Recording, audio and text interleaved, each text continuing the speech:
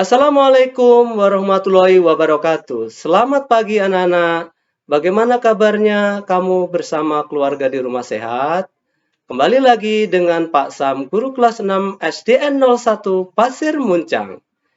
Di hari yang cerah ini, saya akan menyampaikan materi pembelajaran. Sebelum pembelajaran, marilah anak-anak berdoa menurut agama dan keyakinan masing-masing. Berdoa mulai.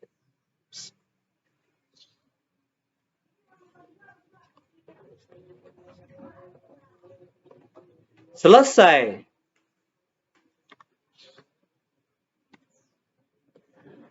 Marilah kita menyaksikan materi berikut.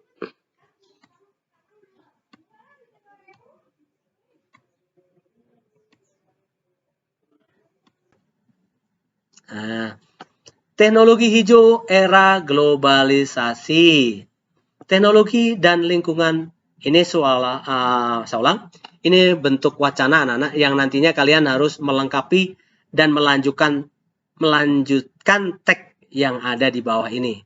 Teknologi hijau di era globalisasi. Teknologi dan lingkungan merupakan dua hal yang penting dalam kegiatan manusia.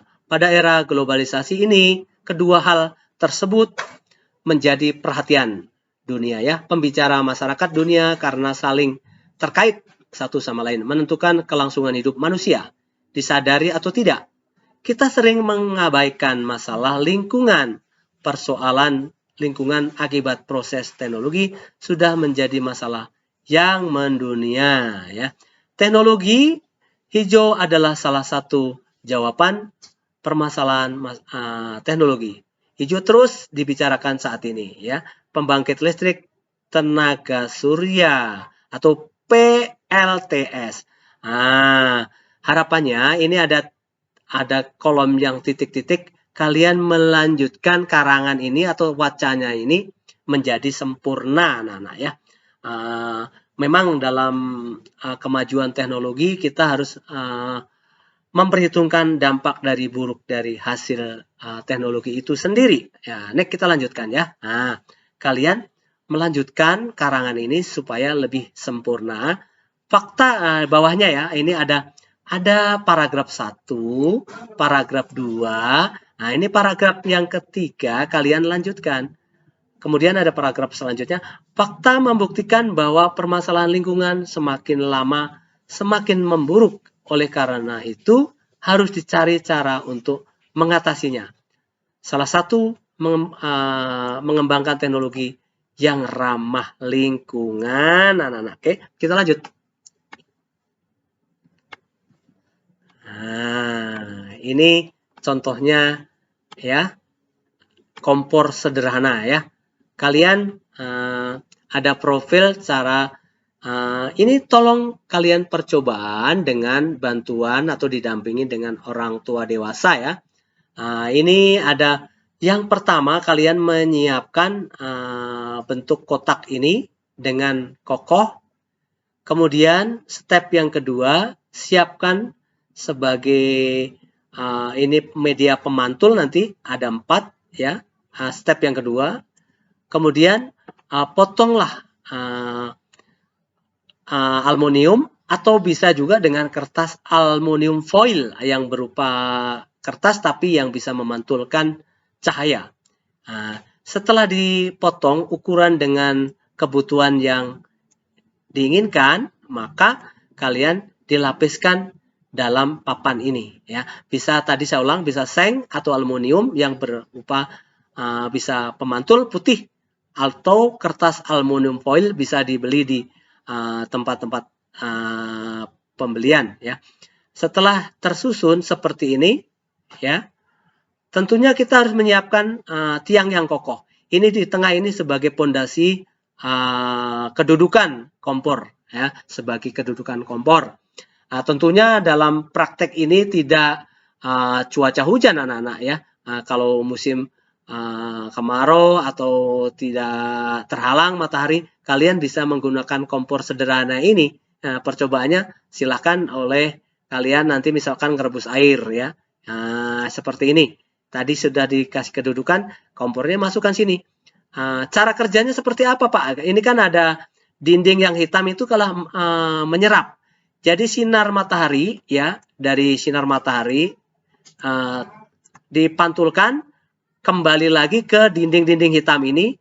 Karena yang hitam ini akan menyerap energi panas ya, dan di dalamnya dilapisi rongga-rongga kertas bekas misalkan, jadi menambah daya panas yang tinggi. Jadi yang putih memantulkan fungsinya ke dinding ini akan menyerap yang hitam ini, akhirnya akan timbul panas. Jadi kalau misalkan rebus air atau masak, ini sebagai kompor sederhana. Ini sumber alternatif. Ini kalau masih penasaran, kalian bisa membuka buku tema 4. Kita lanjut next anak-anak ya. Kompor sederhana tadi yang saya bilang. Ini harus di lapang, bukan di dalam rumah anak-anak. Next kita lanjut. Kompor sederhana tenaga surya tadi yang saya ceritakan. Bahan dan alat. 1 ya, 2 kotak berbahan kayu dan triplek yang berbeda ukuran. Maksudnya tadi yang luar itu agak gede, kira-kira berapa senti ya selisihnya, supaya ada rongga untuk rongga udara supaya memicu panasnya tinggi. Kira-kira 1 inci. 1 inci teh sama dengan 2,54 cm setiap sisinya, maksudnya di dalam kotak. Jadi ada 2 kotak yang ada jarak seperti ini supaya ada rongga panas. 2, koran atau sobekan nanti dibuat disumpelkan atau dijejal di sela-sela tadi ya. 3, konstruksi berwarna hitam karena untuk menyerap panas.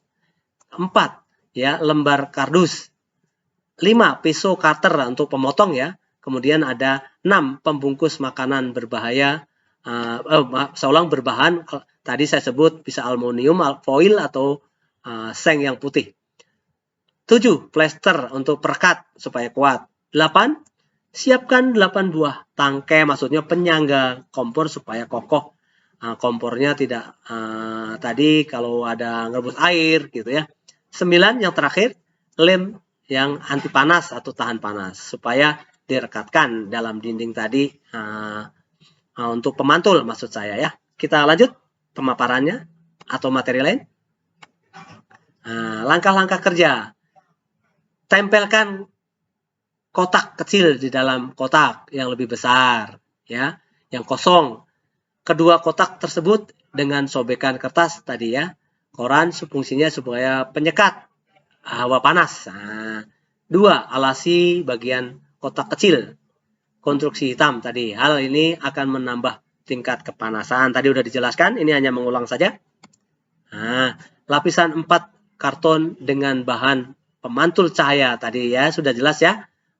Bisa dilanjutkan pemaparannya. 4 pasanglah setiap plat pemantul. Tadi maksudnya pemantul ya, kurang lebih kemiringannya adalah 45 ya, 45 supaya pemantulannya sempurna di lapang terbuka. Next kita lanjut. Gunakan tangkai penyangga bagian bawah, tadi sudah saya uraikan. Taruh panci makanan yang kita inginkan ya. 7, kompor tenaga surya buatan kalian siap dipakai. Kalian yang ke-8 ini harus membuat laporan kalau mau mencoba ya. Next kita lanjut.